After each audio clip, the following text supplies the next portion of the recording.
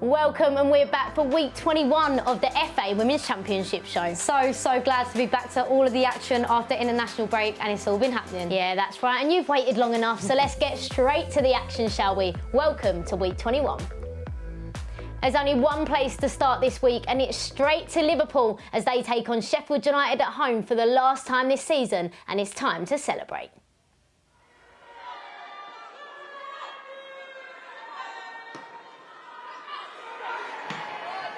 Kitchen hits it long. Fran Kitchen re-signing for Sheffield United after a 2-year spell at Liverpool.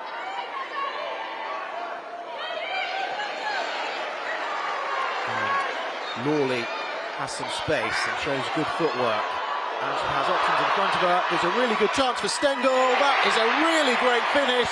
And Liverpool are up and running inside the first 3 minutes. Let the party begin.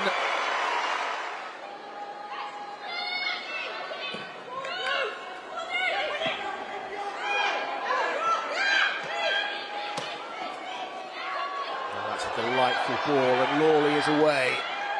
First time cross to the far post, and that is 2-0. Leanne Kiernan on target. Less than quarter of an hour played, and Liverpool are running riot. Here is Stengel again. Scored the opening goal after just 2.5 minutes. That falls kindly for Kiernan, who got the second goal. Can she turn provider? Liverpool have a third at the start of the second half. Melissa Lawley running away in celebration. Liverpool are home and hosed now. Number 11, Melissa Lawley.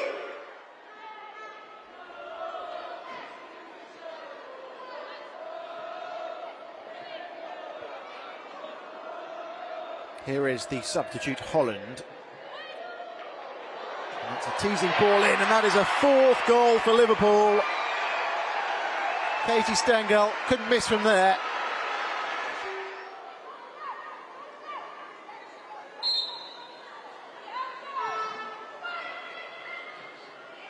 Headed goalwards and headed in, and Sheffield United do have a consolation.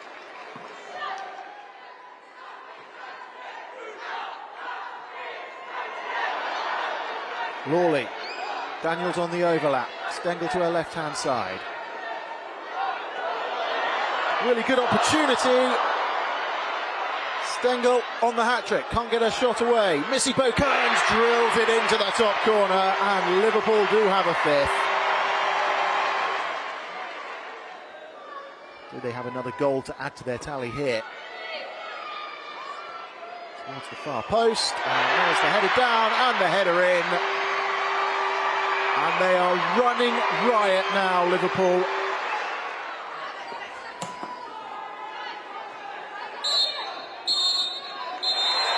Well, an almost flawless day at the office for Matt Beard's Championship champions. Their dominance of the Championship complete. The captain of Liverpool Women steps up to lift the FA Women's Championship trophy as Liverpool not just secure promotion to the WSL, but are crowned champions 2022.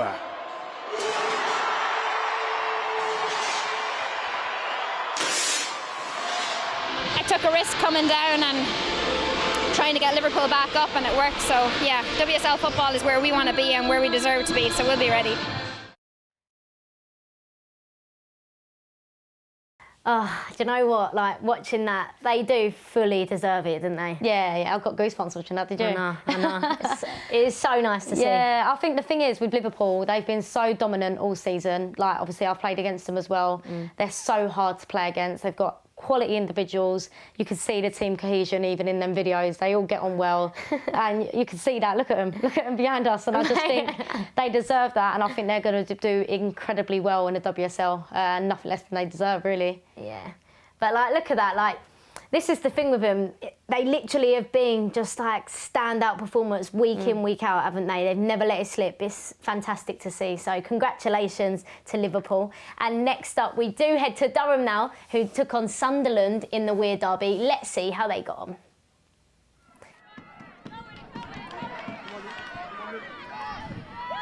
Heppel on the ball for Durham. Plays it through to Lambert, and it's now touched out to that left-hand side. Hardy running in field, finds Heppel with a great pass, and there is Molly Lambert to sweep it into the back of the net just after 3 minutes. Molly Lambert to give Durham the lead.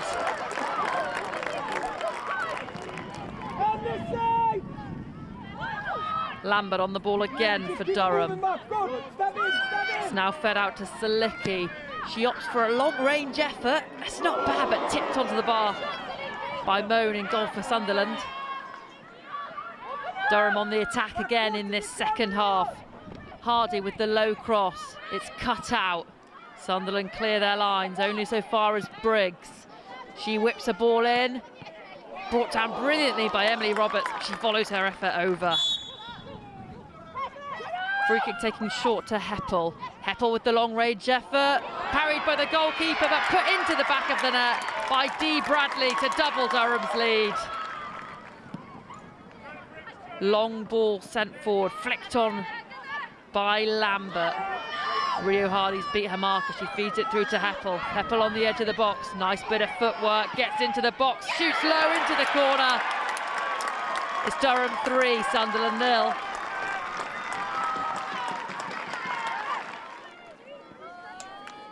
Goalkeeper launches the ball long. It's headed back. It's run through. Beth Heppel running through on goal. Stabs it goalward. Good save. Durham dominant out on this left-hand side. Lambert with the overlapping run. She gets the ball back. She drives to the byline. Slides it across the face of goal. Galloway's there trying to hit it goalward, and it just spins wide and out.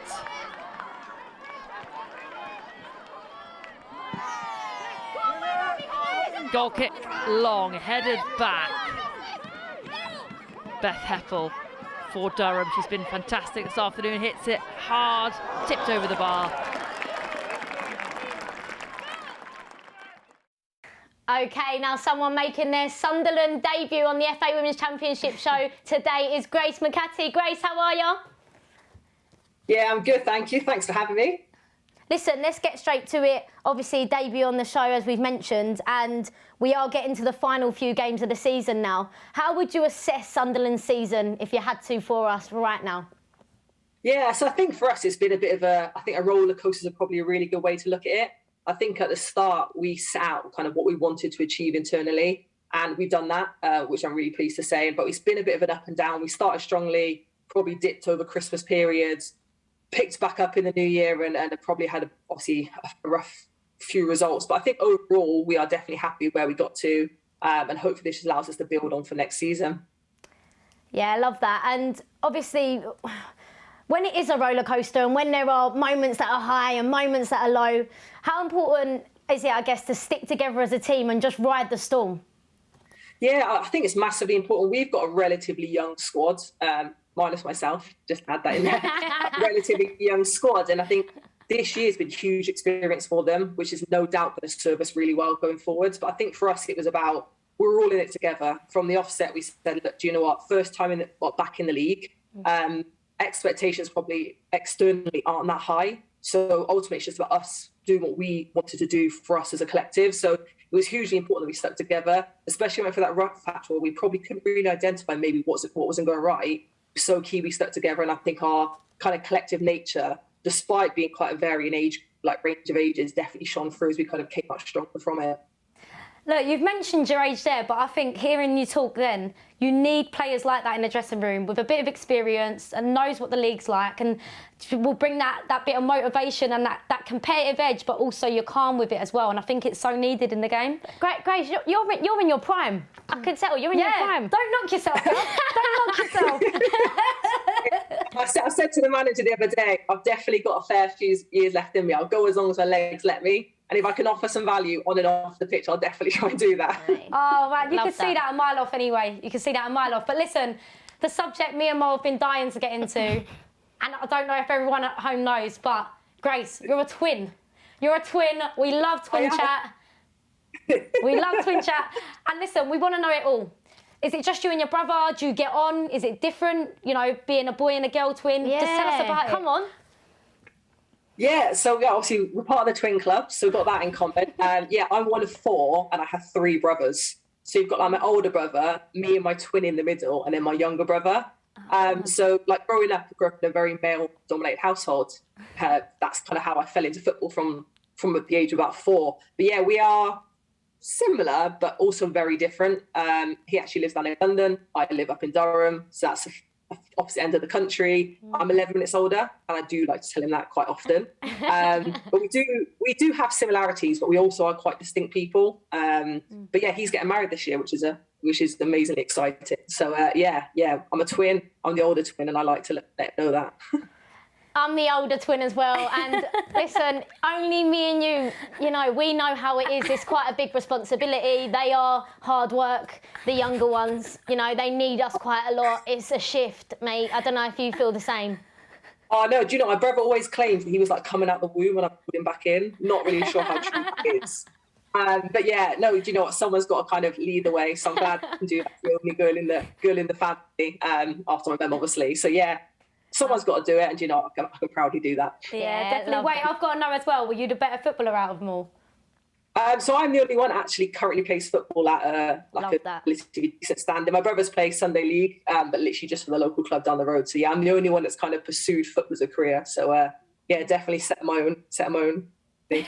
Wow. Oh, I love that. I love that. And look, Grace, you mentioned the word career there, which is lovely, because I really want to speak about what you do off the pitch as well. We're intrigued by this. And when we were doing our research on you, we were like, oh, this is interesting. So, tell us what you do.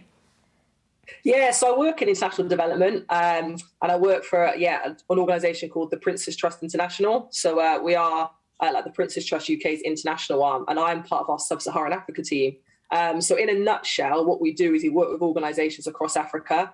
For me, my main country of focus is Kenya, and we support organisations to help young people get into education, employment or enterprise. So it's about how can we meet the needs of young people who have maybe disengaged from education, can't get a job. How can we give them the skill set to really go on and thrive in life? And I get the incredible opportunity and privilege of being able to go over to Africa quite regularly and just work with those organisations on the ground, help train up their staff, help strengthen what they do, and just give more young people the opportunity to succeed in life. So yeah, hugely grateful that I get to do this alongside football, and yeah, I couldn't be more lucky. Wow. Honestly, I had goosebumps. I had goosebumps. That's class. Yeah, that's unbelievable. Honestly, it's so good to hear. And how did that even come about, that job? I've been in it about 2.5 years now, but to cut a long story short, in 2010 when I was at university, I got the opportunity to go overseas and coach for 6 weeks in Zambia. Never been to Africa, didn't know anything about it, and I kind of went out because I love football, and I thought, well, I'm going to coach, like how difficult can this be? And without being too cliche, it was the most life-changing experience. I saw the other end of it, how sport could really bring people together, and no matter what your background, the amount of joy it brought to people's face. And I thought, if I can carve a career in this field, I'd love to do it. But obviously, as you guys know, football, it's really hard to balance a career off the pitch. So I kind of stay involved in the programme, went back for 6 months in 2015. I then started a PhD in it, which I've got about a year left to finish. Yes. And then about 2 years ago, I kind of applied using all that kind of volunteering experience, my academic experience, and saying, actually, this is the career to go into. And yeah, really luckily got the job. So it's one of those things that kind of that initial experience, what is now 12 years ago, shaped the course of my life from there forwards. Oh, I'm so grateful we got you on the show today, because we really we love the conversation around doing more than just football, because I think it's really important. And I guess it really leads us into the final question of, over the years, how have you managed to balance it all and make it all work? Because when we speak to anyone that's doing something similar to yourself, where you're playing full time, you've got a job on the side, trying to manage it all, I think, is the bits that go unnoticed. So how do you go about your life and making it all happen? Yeah, and I think there's no denying it is challenging. And I think for me, obviously, I kind of came through as the Super League was launching and women's football was growing. It's been incredible to see the growth of the game in the last kind of 10 years. And the fact I've been part of it's been amazing. But for me, it was recognising that I love football and I am a footballer, but there was so much more I could offer beyond just simply what happens on the football pitch. So I was really determined from kind of a young age to go, actually, I want to develop a career.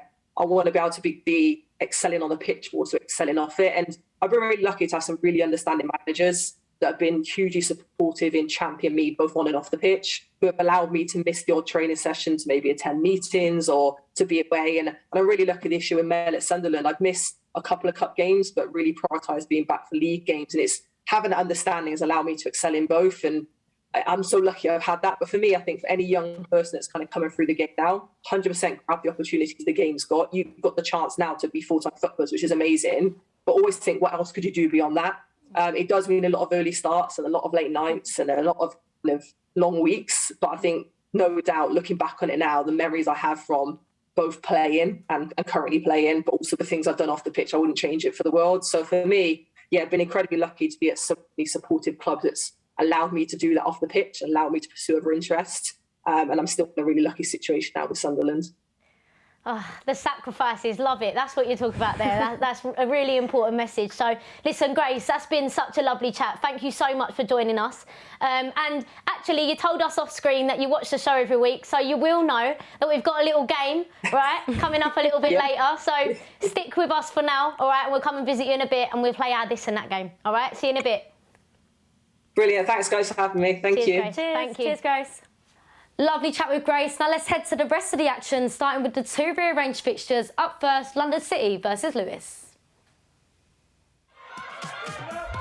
Here come London City on the break. Really good run that from Jamie Lee Napier. Now on the right side comes Moya. Moya's cross, and it's in! 1-0 to London City in just the 6th minute. Brilliant work from Karen Moya. Green giving that away. This is Johnson, and now it's Harrison. Abby Harrison racing forwards here. Bristol City's top scorer. Can she score again? She can. Definitively done. A really good strike. Thomas Hartley. Here is Green. 7 minutes remaining here. It's an excellent ball out towards Natalie Johnson. Just about controls and keeps it in. Johnson backing up the defenders here, and this is Wilkinson! Finds the corner. Coventry are level.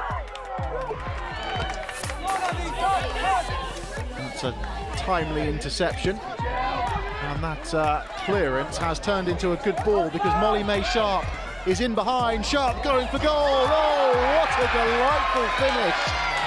Molly May Sharp. Watford in trouble at the moment.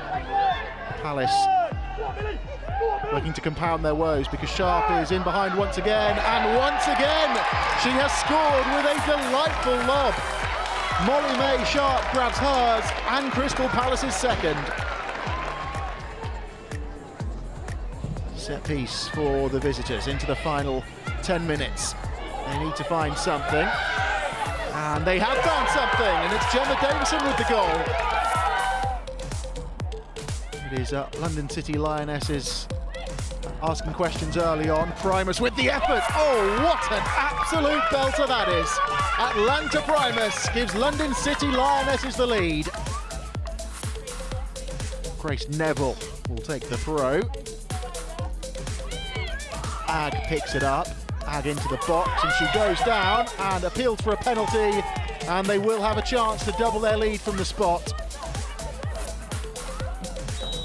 Amy Rogers will take it. Up she steps. That is a beautiful penalty, and London City Lionesses lead by 2-0. 16 minutes played. Corner for the home side, and that's hooked goalwards, and that is hooked in. And Abby Harrison has halved the deficit for Bristol City. 32 minutes gone, 2-1. Here is Neville to Rogers, who scored the second goal.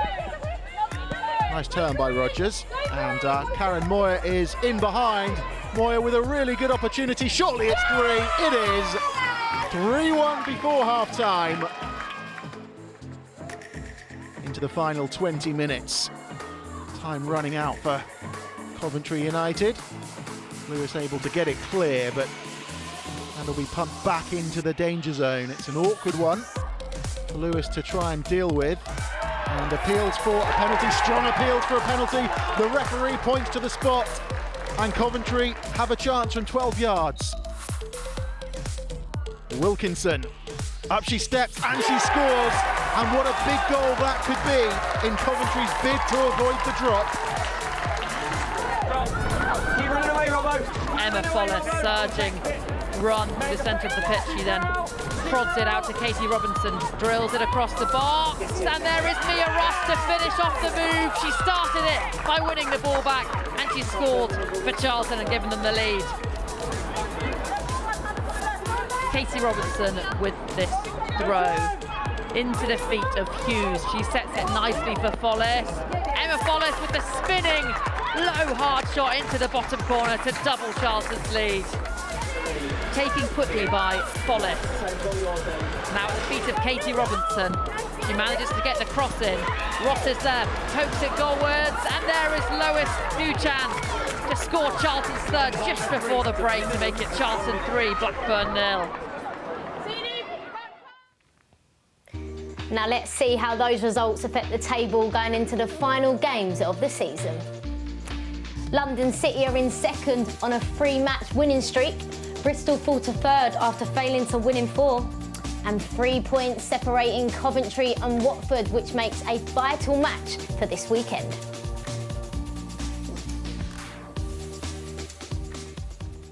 I love this bit. The results are in for Goal of the Month, Mo, and to be fair, it's a proper worldie, this one. Take a look at March's Goal of the Month.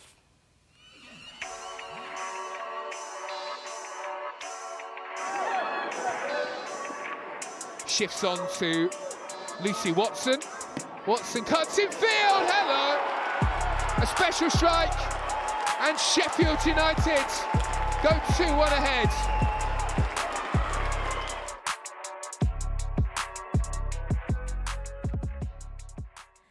Right, and now it's time for Grace to join us back.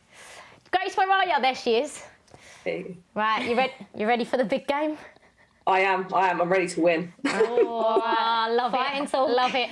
Right, it's 14 to beat, and it's from London City's Lionesses, Lily Agg. She done well, to be fair. But do you know what? After that chat earlier, I got some faith in you. Yeah, so I got some faith. So I'm doing it for the Northerners. Oi. Well, don't know about that. Not for us. But right, let's get going, shall we? In 3, 2, 1, go on. North or south? North. Sunrise or sunset? Sunrise. Passenger or driver? Driver. Heels or trainers? Trainers. Instagram or Twitter? Instagram. Summer or winter? Summer. Coffee or tea? Coffee. City or countryside? City. Tattoos or piercings? Piercings. Wine or beer? Beer. Animals or people? People. Cooking or being cooked for? Cooking. Theatre or cinema? Cinema. Roommates or live... Oh, let me give you that one. Roommates or live alone? Roommates. Oh. Do you know what? The controversial one was the Northern one. I'm a Southerner. I'm proud of it. Yeah, no, that's... I did think that. I thought, keep going on about Northern, but I don't hear much Northern coming out of your mouth. Mate, you've changed. You've changed. Yeah. I'm going to get disowned by my family now. Right, sorry, just got the fourth official in me here. Right, thanks. Okay. Results are in. That was good, by the way. The results are in. And Grace, you have got, very controversial, 14 points! We've got a draw. We've never, what are we doing with the draw? We're going to have to talk about what we do if we get a draw. We'll have to come back to have a head-to-head. Right, there we go. Yes. That's what we'll do. Yes. That's what we'll do. Grace, honestly, thank you so much. You've been a pleasure today, and good luck with the final game of the season. Thank you. Massive thank you, guys. Thanks for chatting. Cheers. Cheers, See you soon. Grace. Bye. Right, Rose, and now we're going into our final set of predictions for the season, and the scores currently sit 31 to me, 22 to you. And hate to break it to you, but the only way you can catch me up now is if you get it bang on this weekend, and basically I don't get anything right. So, okay, so you've got a chance. That's right, I'll just get it bang on. All right then, right, we'll see. We'll see then. Right, first up then, Rosie. Watford versus Coventry. What do you reckon? All right, well, of course, I'm going to go 2-0 Watford. Listen, we know how crucial this game is at the weekend, but I don't doubt for 1 second that we've got what it takes to get the win. And I know I've got every single faith in us as a team to go out and do that. So, yeah, I'm going to back us, of course. Okay, all right. Well, do you know what? I'm going to back you as well, all right? And I'm going to go 2-1 Watford. I'll be honest with you, like, I've become emotionally invested in, obviously, you, but obviously Watford as well. I feel like I've rode this storm with you, and it'd be wrong for me now to get to this point in the season and turn my back on you. So I genuinely do believe that you guys can pull through and, you know, get the result that you need and deserve. So yeah, fingers crossed for you, Rose. All right. And next up, we look ahead to Sheffield United versus Palace. Go on, Rose. Right, I'm gonna go here. 1-0 Palace. Listen. They've got Molly Sharp in their team, right? And she's so clinical when she needs to be. Obviously, we played her at the weekend and she was clinical then, and I think she'll be clinical this weekend as well. So, yeah, I'm going to back Palace going into that one. What are you thinking? Going the opposite way. I'm going 1-0 Sheffield. 0-0 last time out between these two, so I don't think there'll be loads of goals in it. I don't, but I do think that Sheffield will nick it. It being their last home game of the season, you know what that boost it gives you, doesn't it, in front of home fans? And I just think that, you know, off the back of this weekend's result, they'll want to come back and end in a positive way. So, yeah, I'm going 1-0 Chef. I reckon they can do it. All right. Okay, and the final results we look ahead to is Charlton versus Durham. Massive game. Go on. Yeah, it's massive. I'm going to go 2-0 Durham. I think it's the same conversation that we've just had about Molly Sharp. When you've got Beth Heppel in your team, you've got to score goals, and you've got to score goals when you need to. Also, they both won 3-0 at the weekend, so it's really hard to call on who's got momentum, because they've both got momentum at the moment. So, yeah, I do just think Durham have the edge over Charlton, and I'm hoping for selfish reasons they do get the win, because I need to catch Mo up. So please, Durham, come through for me. Please, I'm begging you. Right, do you know what? I'm going the other way. So I'm going 2-1 Charlton. Right. A few reasons why. All season on this show, I'm sick of it. All I've had is banter. Oh, Molly loves Durham and all. Honestly, that's all I've heard. So, yeah, but if you feel like that, then no, I do. I think stay true to yourself. No, I think they're quality. I am staying true to myself. I think they're quality, but there's something telling me that last home game of the season for Charlton, it's being played at the Valley. That's a match made in heaven. I just feel like they're gonna go there. They're gonna get the 3 points, and I think it's gonna be a 2-1 win. So. You know, I also need the points. I'm still trying to get away from you. So that's what I think, Rose. Oh, she's sweating a bit then. A little bit. Yeah, all right. Well, listen, there you have it. Everything you need to know from week 21. Join us here for the last show next week as the league comes to a close. We'll see you then.